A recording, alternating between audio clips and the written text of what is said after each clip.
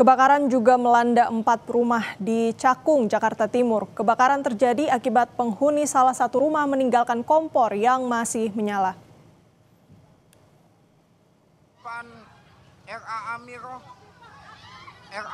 Pak. Kobaran api dengan cepat membakar 4 rumah di Jalan Balai Rakyat, Kecamatan Cakung, Jakarta Timur.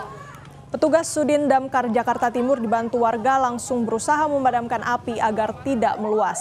Kebakaran terjadi akibat penghuni rumah lupa mematikan kompor saat memasak. Tak ada korban jiwa dalam peristiwa. Kebakaran berhasil dipadamkan 1 jam kemudian dengan menurunkan 10 mobil pemadam kebakaran.